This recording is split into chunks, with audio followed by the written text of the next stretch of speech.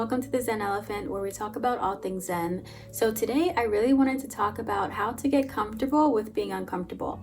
But of course, before we get into that, make sure that you guys like, share, subscribe, and turn on your notifications so that you're always notified when I have new videos out for you. Now, I feel like this video might attract some entrepreneurs and just people in general who are just trying to level up in life and to be a better person and to grow as a human being. So for me personally, I've been wanting to dive back into my business, the Zen Elephant, and just starting from scratch and scaling it the way that I visualize it now, because I feel like my entire view of my business is completely different than it was a few months ago.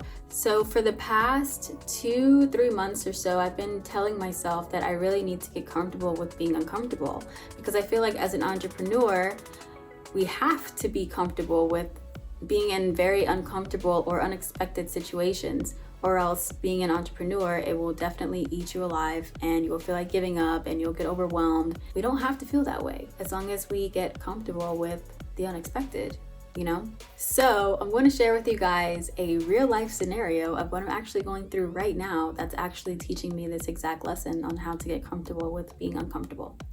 Okay, so I've been wearing contacts for over 7 years now, and within the past 2 years, I switched to this independent contact company.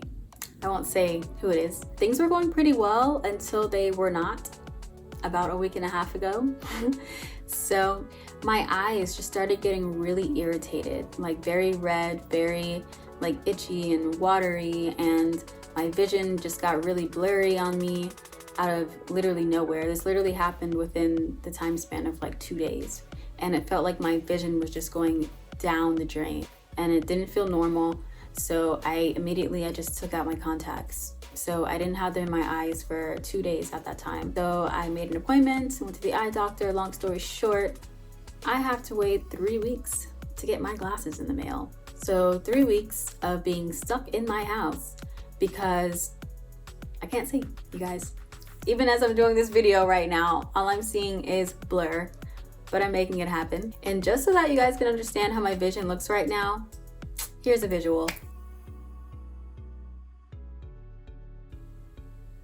So much fun, you guys. It's been, oh my God, it's been an amazing week. So I'm a very spiritual person. I always like to think of why certain things are happening in my life. So that was the first question that I had to ask myself is, why is this happening? What am I supposed to learn from this? And I'm not even gonna lie to you guys. The first 5 days was absolutely terrible. I was very sad. I was very frustrated.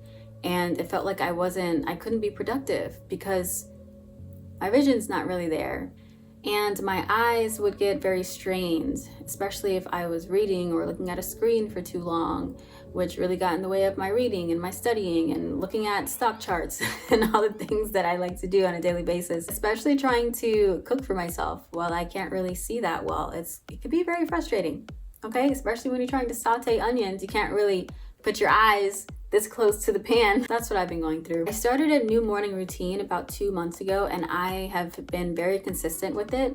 So when this started to happen, I felt like I can't let that go, because I feel like we all know once you have a morning routine, if you mess up that morning routine, it's like your life just goes out of the window, because then you have to start all over again, and guess who doesn't have time for that? So I basically decided that me being sad or frustrated is not going to help the situation at all. And I decided that I just needed to push myself more. Just doing whatever I can do, you know? Read or study until my eyes start hurting and then I take a break, you know? But at least I'm getting something done and I'm not just, you know, oh, woe is me, being a victim and just sleeping my whole day away, or you know, just being very not conscious with my time. You literally just have to work with what you have. I feel like the point is to not become so hindered by your circumstances that you just lose all momentum and completely stop all of the progress that you've been making. So I had to get comfortable with being uncomfortable.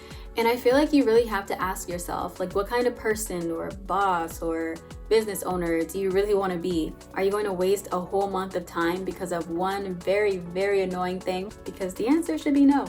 It's so important to make the best of all of these ridiculous situations that happen in life and to keep going, because the last thing that you want to do is be a whole month behind of all of your progress and kind of have to restart everything that you've started, and it's just not worth it. At the end of the day, we all have to hold ourselves very accountable for what we do, especially if we want to get to where we envision ourselves being.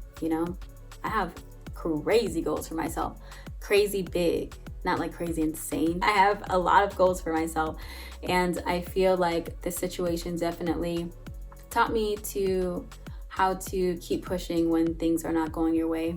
So basically, never give up, you guys, and keep pushing even when things are a little uncomfortable. Be like Burna Boy and stand twice as tall, okay? I love you guys, and I'll be back with another video soon, and I will see you next time.